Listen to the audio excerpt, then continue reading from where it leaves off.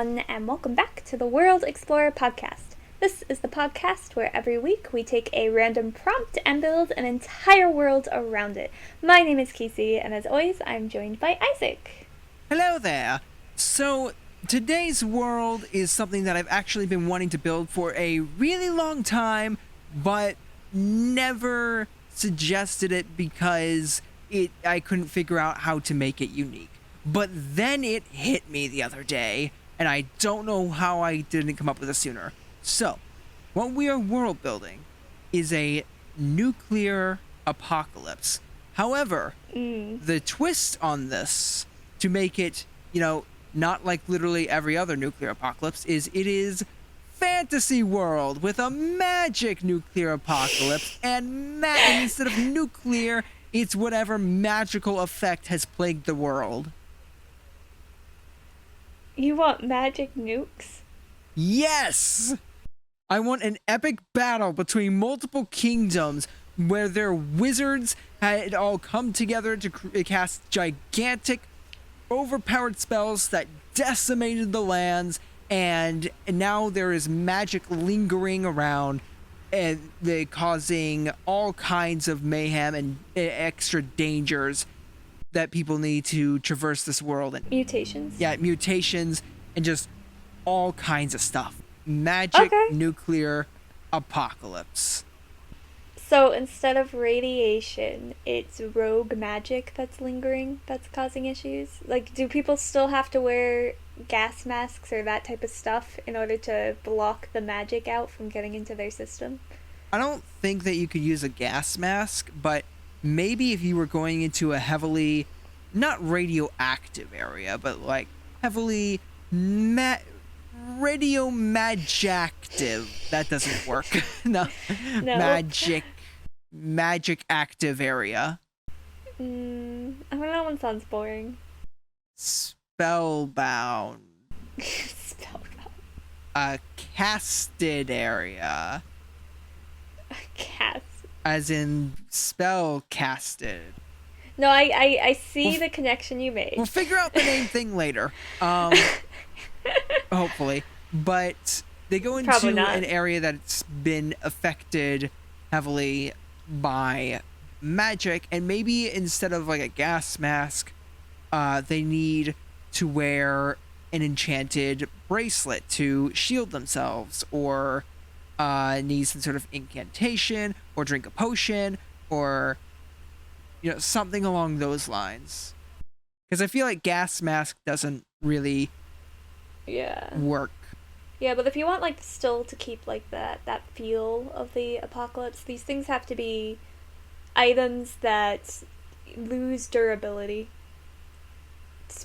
I guess that's the best term. So that way, it's something people constantly have to be looking to refresh in order to survive. So they're constantly scavenging and things to just keep themselves from being affected by rogue magic.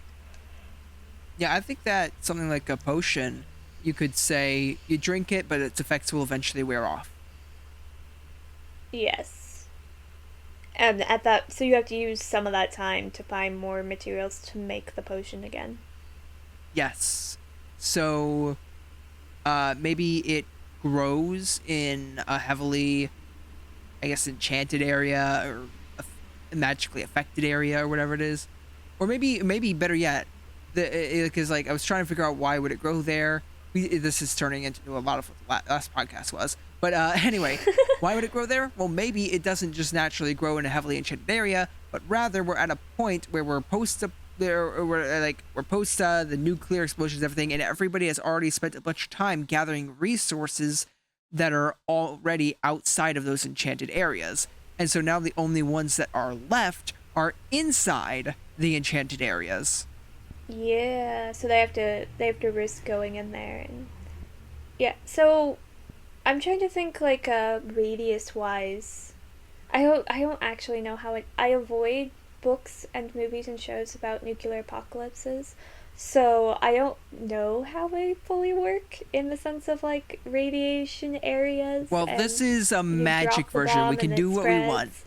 Well, that makes it easier, because I'm definitely walking in the dark here. Yeah, we're not following the science of nuclear apocalypse. Like that was part of my issue with doing this as a normal nuclear apocalypse. Was I was sitting there like, yeah, but we're gonna have to follow the science on how nuclear apocalypse would work, and that's already been done to death. Like everybody else has already done that. It won't be original. How can we make it original? So I'm like, magic nuclear apocalypse. I mean, if we wanted, we could have the nuclear radius just move around. I like that idea. We could call them, spell storms. And what if what happened was this wasn't like what the effects of the spell storms was they sort of float around, and as they pass through an area, they start casting all kinds of random unpredictable spells on the environment around them. And these could be transfiguration. These could be setting things on fire. This could be melting. It could be growing. It could be shrinking. Like just anything can happen. It's just wild, unstable magic that is uncontrolled. It's like the D&D. There's a D&D magic that I think it's called wild magic. And every time you like cast a spell, you have to roll a dice and something weird happens, and sometimes it can just be completely destructive, but that's just the magic system you picked. Yeah, it would be something like that. And rather than But just the dice is constantly being rolled. Okay, so we're forgetting the whole find resources inside of these spell areas. The reason people go in there is because they don't want to go in there. It's like it just sort of comes over them and into their home and stuff, and or they get cornered or they get caught in a spell storm. You know, you don't... Yeah, if it is your home and you want to like protect your home from the storm, then you're gonna get stuck there as long as the nuclear magic is present, and you're just gonna have to deal with it. Yeah. I'm sure there's some crazy people who follow it, because I bet it does some crazy cool things, and if you learn like the magic spells, you can get a lot of great resources and things out of it. So I bet there are storm followers, and that's just their whole job. I'd say that if you go into a storm, then there's always that chance that a very helpful spell could appear, and it could transform something into something you need and be very helpful. In which case, there would be storm followers or storm chasers. I like the name Storm Chaser. Probably because you've heard it before. Where have I heard it before? It's a job. You could be a storm chaser. That is a job? Yeah, there are people who chase like hurricanes and stuff to record them and to take scientific data. Oh, so the name Storm Chaser is actually really, really appropriate for this. Yeah, it's also very common. People would recognize that. So... Usually. I'm surprised you haven't heard what a storm chaser is. I've not heard of that for some reason. I've gone my whole life never hearing Storm Chaser. Or maybe I have. Like, it definitely sounds familiar. But I had no idea what it was. Yeah. Yeah, that's what it is. And that does make sense. That's what these guys do. They could be studying the nuclear magic thing just to see like what type of spells it has, if they can tame it, if they can figure it out, or they could be harvesting resources from it, or they could be on recovery, so they're just going around helping people recover after it wastes its way through. I mean, I think we need to figure out what these... I mean, we could have different people who they aren't necessarily all storm chasers, but they do have all the different, like, occupations that you listed. Like, you'll have some people who are there for the resources. There are some people who are there to study. Some people who are there to help others recover. Now, I'm wondering, in this apocalypse setting, is there any magic users left? Like, is there anyone still using casting spells and wizards and stuff? I mean, we've got people making potions, and we've got magic running about everywhere. I feel like maybe there are still wizards, but maybe they just, for the most part, it's not like they can clean up the world. These were massive spells that took a lot of, like, their strongest wizards all combining their abilities to create the most devastating effects possible on the land. And so these are not things that anyone or even like a well-trained wizard can just cast a spell to get rid of. The magic is just too strong. I mean, you could also have a thing where accidentally those powerful wizards, because this definitely seems like a case where you had this large group of wizards and they cast the spell thinking that they could keep it under control because there was a bunch of them, but then they couldn't and they lost control and a bunch of them, if not all of them, died in the process. This definitely feels like one of those. I like that idea. So that definitely downgrades the amount of wizards that are in the area. And it also gives you the opportunity to have like that rogue survivor wizard who saw it first happen and is bitter and cold-hearted because of it, and we all love that guy. Okay, that is going to either be the Lancer or the mentor figure, one of the two. Mentor, 100%.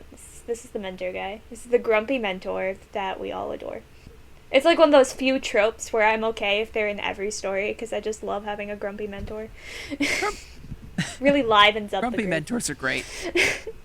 So, yeah, I think that's a good idea. Plus, this way, if there are any wizards, if we say that all of their strongest wizards are gone, and it took a combination of all the strongest wizards to make the spell, and even they couldn't control it, then one individual wizard who's just like your common mid-tier wizard, even he could not control the storm. Maybe hold it back a little bit, maybe cast a spell on himself where he doesn't need a potion to protect himself from it, or at least for a certain period of time. Some small stuff like that, but he cannot wave his hand and get rid of the storm or control where it goes. Yeah, so we can still have wizards. We haven't lost that. And we've explained why they exist and why the storm still exists, even though they do. Because this is a combination of so much magic just gone so horribly wrong, and you need a lot of magic going extremely right in order to fix it. And we all know that cleaning up a mess is harder than making one. Yeah, and I'm wondering, like, we've got the spell storms.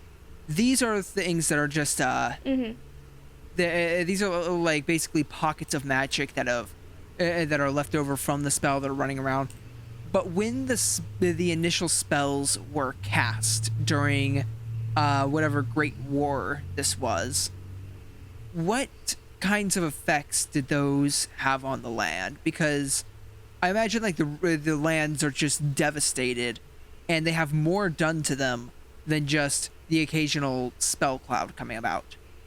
We're going to have something's maybe affected the plant life and the vegetation. Maybe something's affected the animals. Something's affected the weather patterns. Just all kinds of stuff.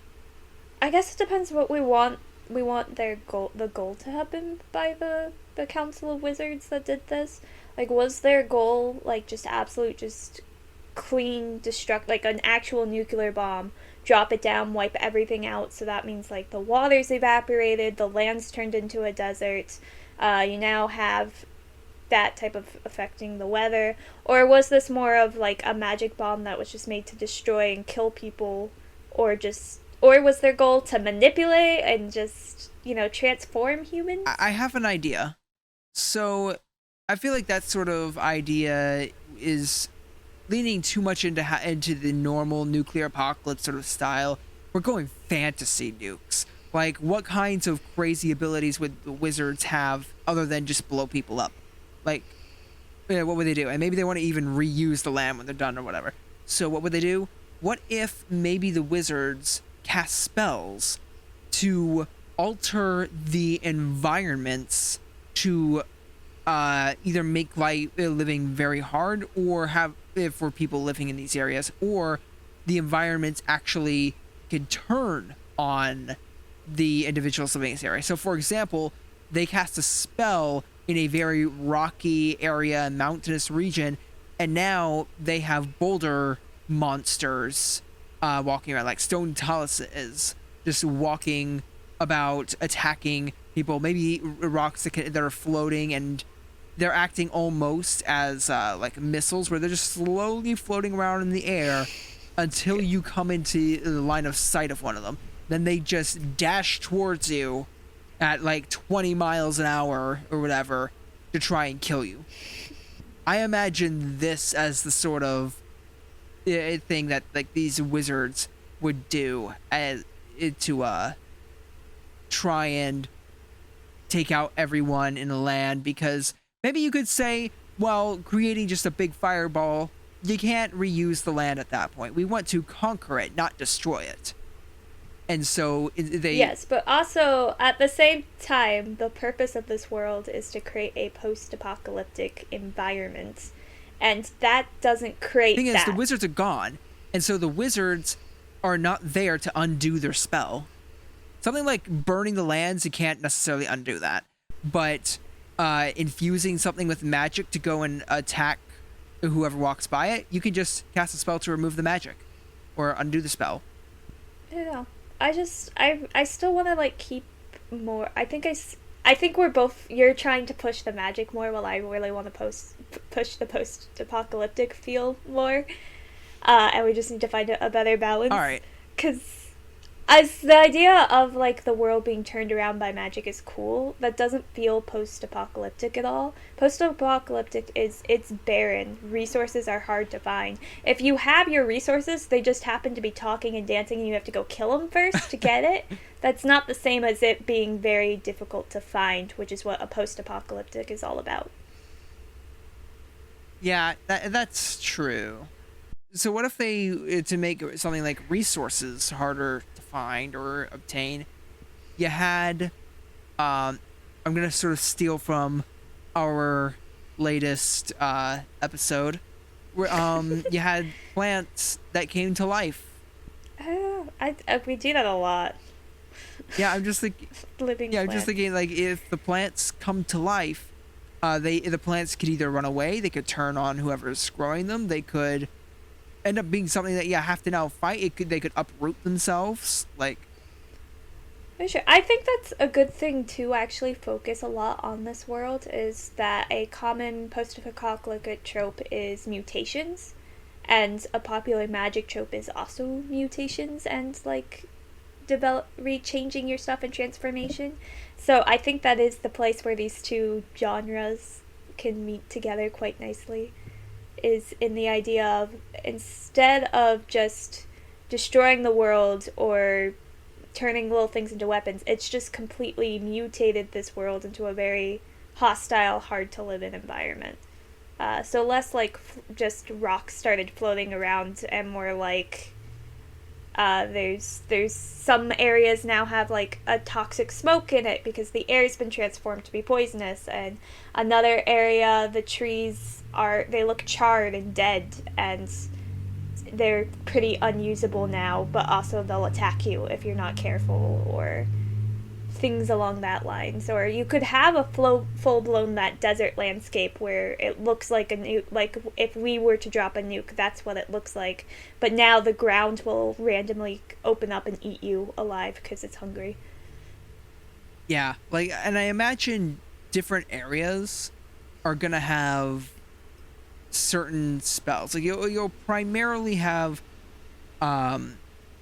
maybe spells that are catered to be the most devastating to whatever environment they are in, because the idea with these wizards is that they are trying to cast spells that are targeting specific locations, and they're saying, well, what kind of things could we do to their plains and their farmlands and everything?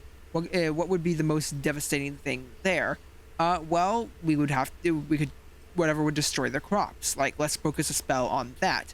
Densely populated area, poisonous gas. Desert area, well, ground opens up and swallows you whole. You know, whatever it is, just like all these different spells are specifically tailored to the environments, making each one have its own challenge for you to be able to live there. So how did the wizards then like actually cast this?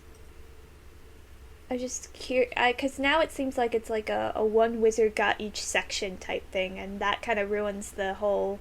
A whole bunch of wizards did this, and therefore no one wizard can stop it. So is it just a specific spell that just does that automatically that they developed, that it just takes a bunch of them to do, and like all of their group knowledge. Is this a side effect of the storm cloud? Like is this something? So we have this storm cloud that's racing around just doing wild magic, or is that just another side effect thing that's also about? The spell clouds, like they're just another side effect that's roaming about. They're basically the Okay. embodiment of like a bunch of excess magic that where they lost control of it.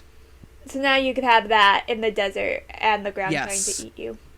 But I think that what was more likely Cool. in the past was, or at least is what I was thinking, was all of the wizards in different kingdoms. Like you had each kingdom with its own set of wizards, and they took each one took their group of their strongest wizards, and they all worked together to create spells to target specific locations. And so each kingdom has its own group of wizards launching massive, powerful spells to each other, specifically tailored to each location.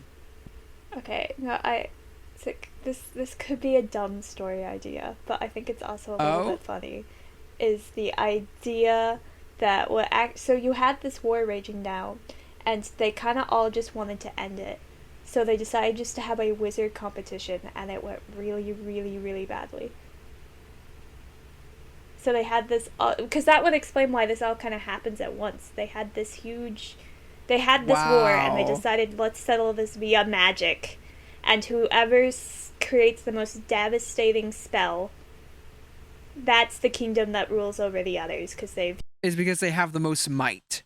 yeah, everyone devastated everyone, so that all the kingdoms just It fell and it died, and now sounds we have kind a of dumb, world but of chaos. also I could see it happening.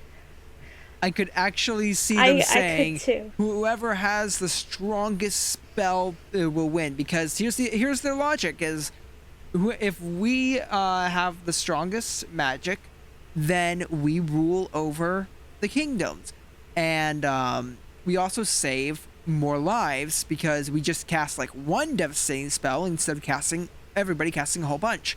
But the problem is, no one wants to admit defeat and be ruled over by all the other kingdoms.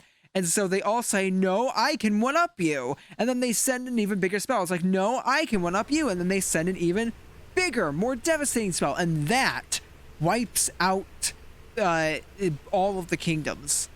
I could actually see that happening. Yeah. You know why you can see that happening? Is because it's happening right now. We need to stop making Yeah, these bombs. It's terrifying. pretty much. And Yeah. I think that this would also explain why each location has its own spell instead of having a bunch of different types of spells in one location. And it's because they said, well, we need to devastate an area that hasn't already been devastated. We need to put the most hurt on them, but there's no point in attacking the same place twice. We need to hurt them where they still have resources, where they still have population. Yes. And that's how you get a post-apocalyptic world where every area is its own version of horror. I imagine this finally ending though in one big epic battle once they ran out of space and they had nowhere else to blow up and nowhere else to cast spells on. It ended in an epic battle with, okay, whichever kingdom's squadron of wizards takes out the rest wins. And they all killed each other, except for one or two heroic guys who went off into the world to become mentors to the next generation on how to survive the mess that they themselves created. And you could have multiple wizards that survive for different reasons. You might have some who are in the combat, they saw it all, and they're traumatized by it, and they got out of there. You have some that were injured, but like they managed to barely survive. You have some that said, "No, I'm not partaking in this," and then just left. You've got just all kinds of different ways you could go with this.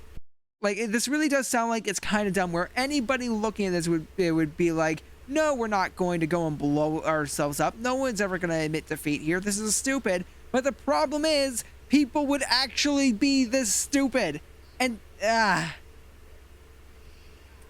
Yeah. I also think this has like a good King Arthur potential of the story of like a wizard raising a young one to come and reunite the kingdoms and try to fight against the corruption that they've caused. Oh, so in this post-apocalyptic setting, are the kingdoms still at war? They could be, or they could be scattered, but they're still, loyalty is an interesting thing, especially when you're faced with horrifying trials of the desire to hold on to like a king or a leadership. I could see that happening, and I could still see rivalries existing between like little factions that related to like a past kingdom. And so, and it could be that maybe even the chaotic magic is feeding off of that, and it's making it stronger. And so, one of the ways to combat against that. So now you have way less wizards, right? But you still have some. They're just part of different kingdoms. There's a few here, a few here, a few here, a few here. So literally, like, the only way to save and fix the world is to get all the few wizards that somehow survived this to come together and start actually working together to clean up their mess. And that sounds like a really cool story, especially if you have maybe leaders, like, say, a leader from one kingdom and a leader from another kingdom that were at war, but they've come together and they're like, you know what, we need to fix this. And the only way to do that is to get the wizards to fix this. So they've unified to go out on a quest to fetch all the wizards to come and help them clean up the mess. And so now it's just a wizard collecting montage, and I think that's a fun story in a very cool world in which you can have as many horrific, horrifying environments that you desire. Yes, I love it. I love this so much. And you can also take the mentor character, the grumpy mentor, and you could have him be either, you could go multiple different ways for this. You could either have him be extra grumpy because he was there in the combat and he fought these wizards in the past. He doesn't want to work with them. They tried to kill him. Or you could have him be the guy who's like, I just want to, I want to repair the world. I want us to set all our differences aside, and he's very eager to help. Or you could have like one wizard who's very eager to help, and another one that is very grumpy and doesn't want to help and wants to kill all the other wizards. But here's the fun thing about this type of story. This is the story where you get to have all the grumpy, old, unhappy mentor characters. Yes! Because you're collecting them. It's a story of collecting grumpy mentor characters. Yes! You can have all of the grumps. I love it. And then you stick them all in one room, and they all be grumpy and complain together about all of their students and their pupils that they have to very grumpily guide. And they can bond over that. They bond over it, and then through that, them and also their mentor, their little mentees that they have, they all come together and they defeat it in the end.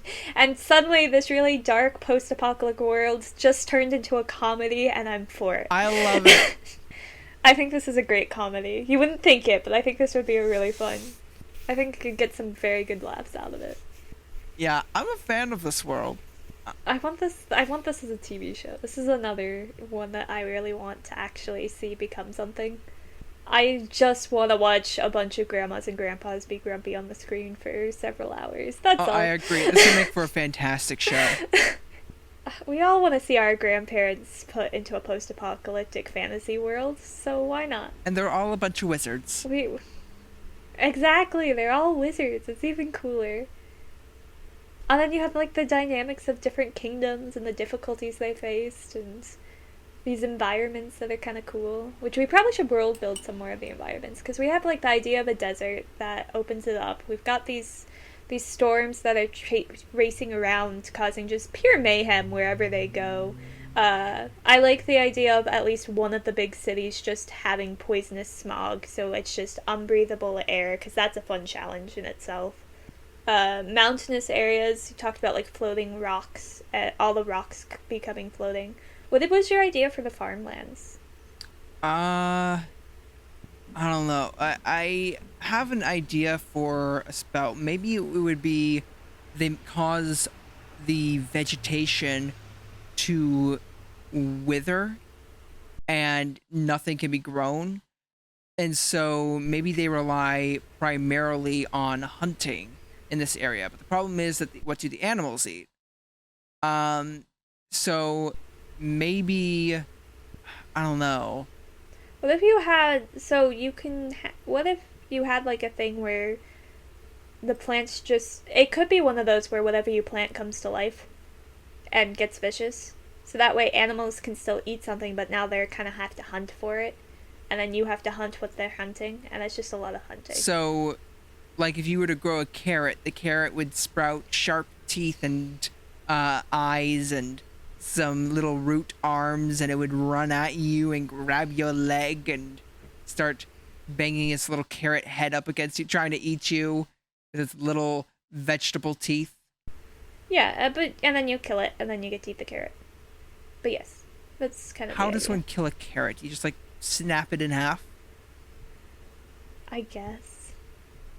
I just also think the idea of grass just picking itself up and racing around just seems funny. I don't think the grass is violent. I just think the grass doesn't stay still. I mean, I don't think the grass could last very long. That's the thing. Because if something like grass would uproot itself, it would dry out pretty quickly and it would die.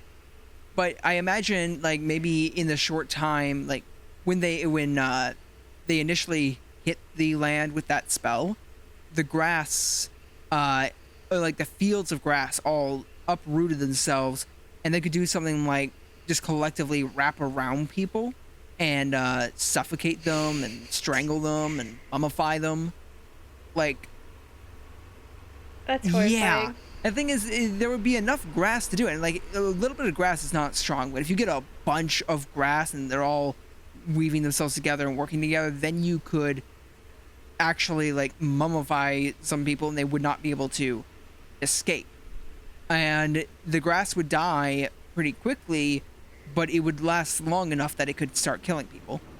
So that's not really a problem anymore because the grass can't even grow, or it grows It slowly. depends though, and like how like replanting and when something comes to life. Like does planting speed up because of this magic too? So like you plant something and it grows extra fast, in which case you could have constant supplies of evil grass I don't. I pretty think it would be consistently. growing at a normal pace. Okay, and at just some point it comes to life. Yeah, and I think that when when you have fields of grass, like you have a bunch that are coming to life, but it's not enough to kill you. They're more going to be annoying, if anything. Like they might have a couple blades that wrap around your leg, but they're not going to be able to trip you or anything, or They could trip you. may I think you could get enough grass to trip maybe you. like that's about it though. Like that's the worst that's going to You happen. could break it though. Yeah, it's like if they start climbing on you, you just grab it and you throw it away. It just goes back to that comedy aspect of when you have like these young kids who are just pushing through the grass like it's nothing, and you have these older wizards behind them who's just getting tripped up by grass and being like, ah. Yeah. Yes, I love it. So, densely populated areas such as cities. We were talking about them having like a smog or like a poison gas surrounding the area or covering the area. So, An eternal fire could be an interesting one for a city too, where it's just the buildings are constantly on fire and you have to dodge it. I don't think people would be living in those anymore. That's the thing. Like, it would be too hot and. I think that's the point of the cities though. The cities are the most densely populated areas, so they probably started with the outskirts more, but when they realized no one was stopping, you start picking bigger targets. And then they hit a city. And their goal was just to do enough murder and like just devastate so hard that hopefully the other side would stop. But obviously they didn't. They just did it back. But still, so doing something like a poison or a fire would definitely send that message. I'm just trying to figure out why anyone would live there, though. Like, that's the thing. Because in a place where all the plant life comes to life and stuff, you can still hunt. You can still grow food and things. You might need to eat all of your fruit a little bit ripe so you don't have to go and fight it every time you want to, or underripe, rather. You might need to eat it a little underripe. So the whole story premise of this is we're hunting these wizards. What if a wizard lives there as punishment for themselves? Uh, But that someone knows them. Like poisonous smog one, like the wizard has a cure for it so they can live in the smog, and they do this so they self-isolate themselves as punishment. which just means that if you're hunting these wizards to come help you fight against it, you then have to go into this, and you know about this one that lives here. You then have to find your own way around this fog, this poisonous fog, to go hunt him in this very empty, kind of creepy city. I like that idea.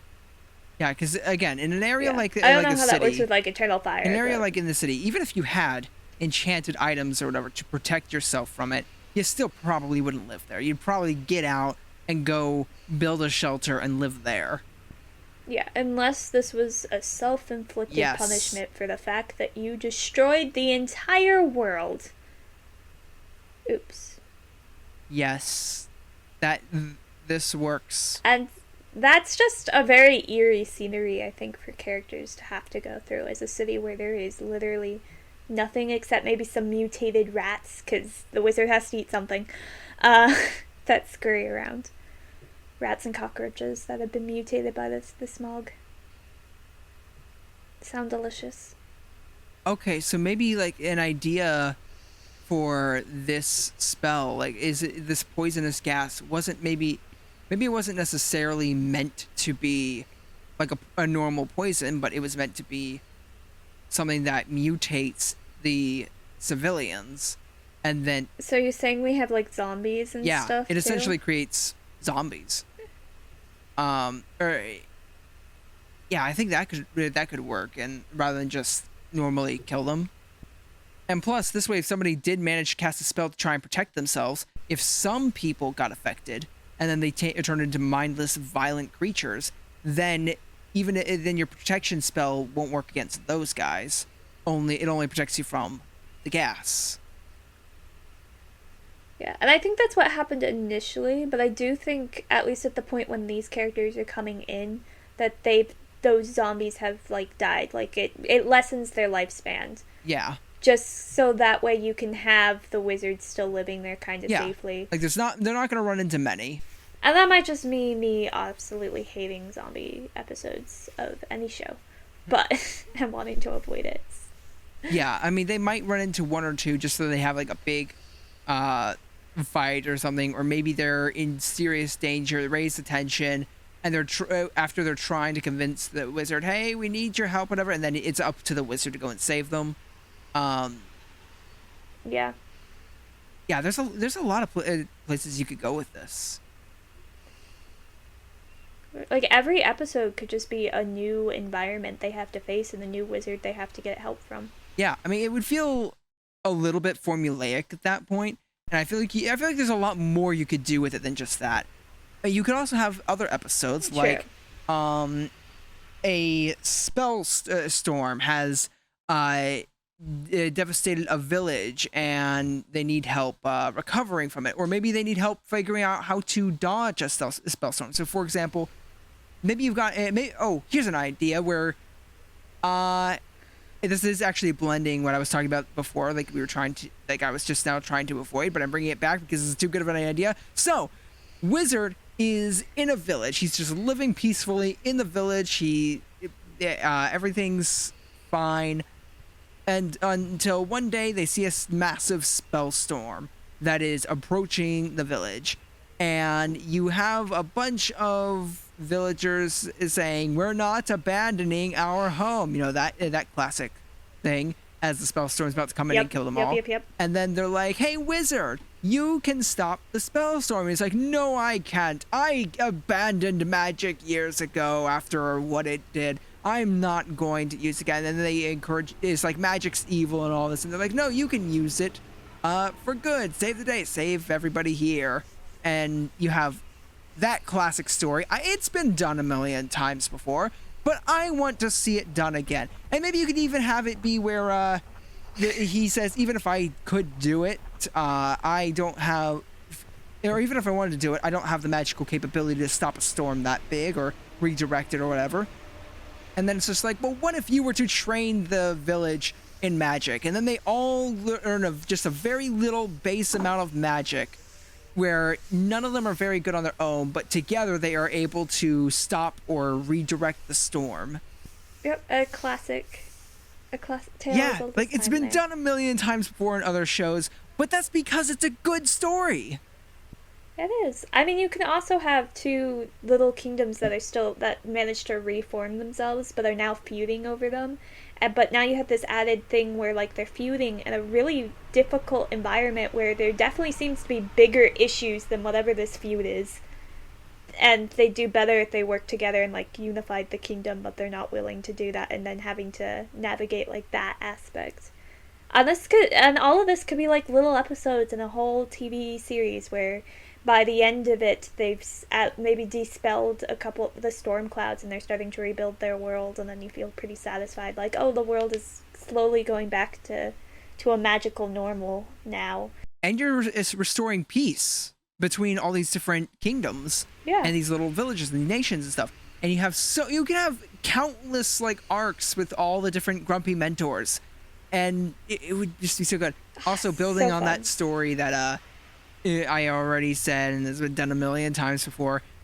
We do another thing that's been done a million times before. The main characters, protagonists, they're going and they know a little bit of magic. They know very little, and they start teaching what little they have to the village, but they suck at it. They're not very good. The villagers are struggling to get it. And then that inspires the grumpy mentor person to come in and be like, "You're doing it all wrong. Here, let me teach you how to do it." And then he starts helping them all. Like it would be so good. I want this show. I love it. I love this show just because it's all our favorite grumpy mentor cliches just in one show with magic and terrible. That's just all I want in life now. I didn't think I needed this show, but now I know that I do. Yeah, and it works so well. Like this show would work so well. I want this to be a real thing. We need more of a following so we can actually have a say and get like people to take our ideas and actually do something. Because again, it's free use. Like if a giant movie company sees our little podcast and they hear this and they're like, actually that sounds like a fun movie or TV show, I'm gonna do it. You can do it. We don't care. Just go and do it. We're just out here giving ideas into the world that we one day hope someone can do something we with. do not have the time to make all of these stories and make a bunch of different books and shows and whatever else. We do not have the capability to do that. We're making one of these episodes like every week. So if you hear something, if you hear something in the podcast where you say, "Oh, this is a cool idea, I want to use that," go right ahead.